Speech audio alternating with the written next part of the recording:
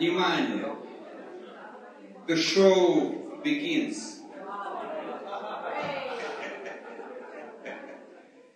So, we're living at moment. I'm going to speak English. I'm just wondering if there is anyone who does not understand English at all. No speak English? Oh no. No, I know, no, you all do. Okay, that's good. So we'll just proceed in English. Now, we're living in momentous times. And my birthday is not the most important event in these momentous times. Some people commented that I'm dressed very casually. And I will just say that I have just come from a mining trade union conference where I have heard a lot about class war, okay, and about the world being divided between haves and have-nots. So we'll touch upon that briefly as we go along, because there may be some truth in that. Now, I know many of you want to know who is going to last longer. Somebody just asked me that, Julia Gillard or Putin. There is no prize for answering that one. Who is Putin? Okay. Oh, yeah, there's somebody saying, yeah, it's got to be Putin. Okay, so I'm 70 yesterday, so I'm over the hill today. Okay?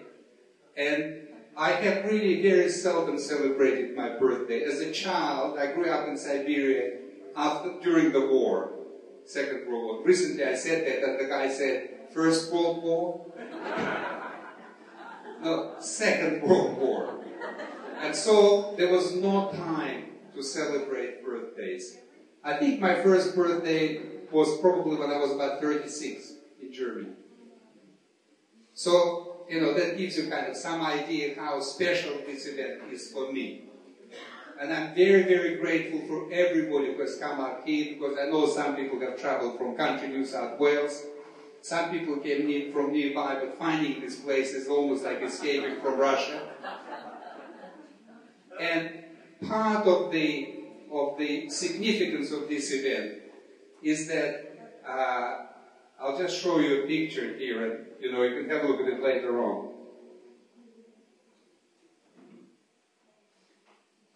I had a coach in Russia whose name is, this doesn't hold.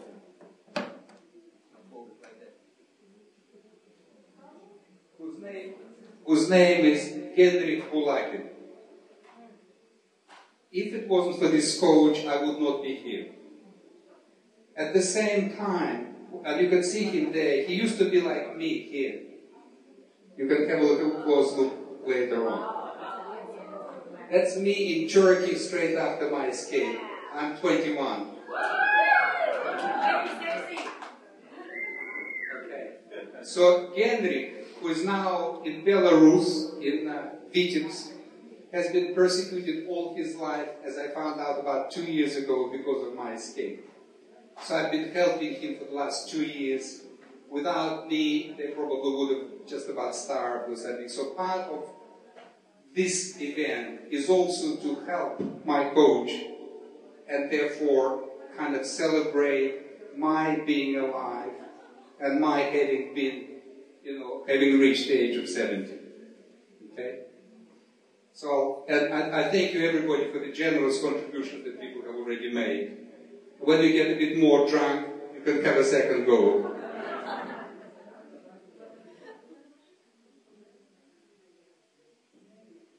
There'll be music and liveliness and more food later on, and I'll just mention one more thing that some of you know and some of you don't, that I did not know until about 2 years ago when I received a letter from the daughter of my coach, who said that all of us were victims of high-level persecution that I didn't know anything about by a henchman of Beria in our native city. I won't go too much, I'll publish something about that.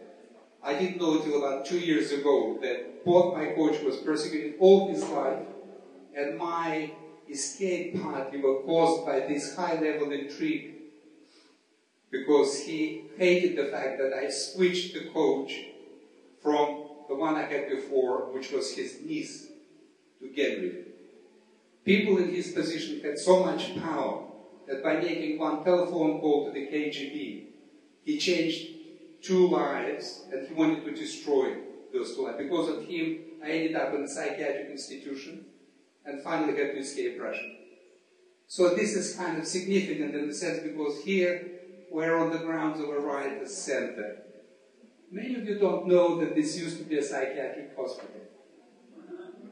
And people, in fact, were brought into this building through an underground tunnel from the river, which is just closer, because nobody wanted to see the patients as they were being brought in.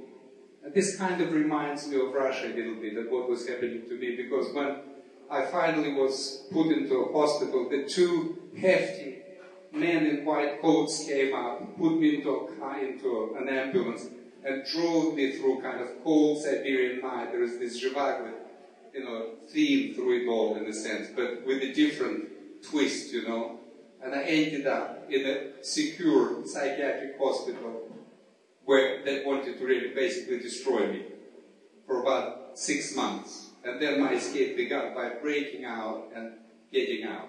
So this is just to set up a little bit because what I want to achieve, because we have some extremely gifted musicians in this room. And I'll start with this, we'll build up to the dancing and the, gypsy music and all that, but I want you to also become aware that there are spirits and forces in this world which have existed and still exist that can affect all of our lives. Okay? So we'll just keep that in memory as we enjoy ourselves and build up slowly to a more light-hearted sort of event. Now, let me have a look. We're waiting still for one musician with a... any questions? Who has an instrument that is very easy to set up? Any comments or anything? Because I love sort of, getting some feedback or something. Somebody else. So what's the other one, who's going to be longer? Is it Julia Gillard? Yes, Peter. What are you wearing when you hit the sidewalk? That's a good question, yeah. Peter is a very good friend of mine, and he always reminded me that whatever you do, never have a sense of triumphalism. And I don't, because me surviving and Putin running the country are 2 different things. So I have no sense of triumphalism. I'm fully aware of the humbleness of my situation vis-a-vis what has happened in Russia. What was I wearing when I escaped from the psychiatric hospital? I was wearing striped pajamas, which were your kind of, they were your usual clothing.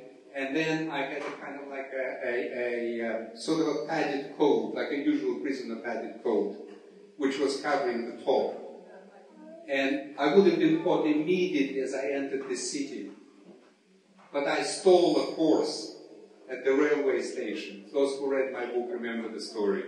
And I covered myself with burlap sacks, so only my head was visible. And I drove through the city to the home of Genrikh. Now, just think about that. For many of you will not be able to understand. A fugitive from a prison psychiatric institution knocks on your door. There's a horse with a sled waiting outside, and he says, and I lost about 20 kilos, so he barely recognized me. But he said, shall I pay? And I said, can I stay with you for a couple of nights? He said, sure. He was a very confident, almost a cocky man, Few people would have done that, knowing the situation. Then he jokingly said, shall I sell the horse for sausages? And I said, no. This is too serious, so don't do anything like that. Just lead the horse away and let it go somewhere far away because people were searching for me already. Won't bore you with details, it's partly in my book. I'll do a second edition of my book. The first edition of my book sold out in Russia now, so I only have a few copies left. But I'll do a second edition. I'll put it on the web for free, except maybe a small donation towards my coach and some cause in Australia, because I want to equally contribute to Australia, which had given me home, and to Russia, where I was born. So, any other questions before we're waiting for the musicians? I wanted to sing a song, actually, but I need a bit of accompaniment. So we'll wait just a little bit, because I have a kind of like a birthday song. Huh? Tell us about those swim. Tell you about the swim. Okay.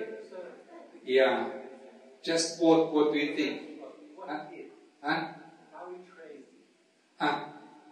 Right. Yeah. So, despite a lifelong persecution, my coach had trained still, I'm his notorious kind of a pupil. He also trained a world champion in breaststroke. And before he sort of really succumbed to, disease and all that, he also was training a junior European champion. So despite the fact that they literally got at times leave by knitting sort of sweaters and picking mushrooms out of the forest. They were kicked out from their flat. They lost their jobs. They ended up finally victims in Belarus. Now, the interesting question is, which I'll ask myself, the interesting question that I'll ask myself is, do I feel guilty? Or do I have survivor's guilt? Do you know what survivor's guilt means? Is that you know what that means? Okay. Because when I spoke to my sister about this thing when she found out, she said to me, you must feel guilty. Because my escape tangentially destroyed 2 people's lives. And I thought about it because she caught me unawares. And then I said, should I feel guilty? Or should the people who made the telephone call to the KGB when they found out a trivial thing that I left one coach for the better coach? So I said, I don't feel guilty. I feel responsible and involved. I'm part of the reason again that what's happening now is to do with that. But I don't feel guilty for what had happened. Because if you really think through about it, he could also feel guilty. Because if he didn't become such a good coach, I would not switch coaches, would I? So think about it philosophically. There could be any chain of events that would cause in a country like former Soviet Union, you could cross the street and bump into somebody. And that would destroy many lives if those people had the power. By the way, and I will publish all that, he had forbidden now me to publish anything because he's so terrified that he said, don't publish anything, although no one is really going to be interested or persecute him anymore. He hasn't got much to do. But I will leave you the name, just the name of the person who made the phone call. His name is Shkolnik. I don't know his name. I could not find anything else. I would.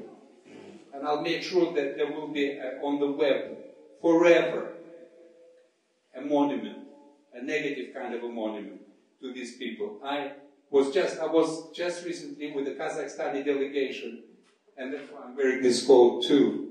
And I was sourcing pedigree, Hereford, and Angus bulls for Kazakhstan.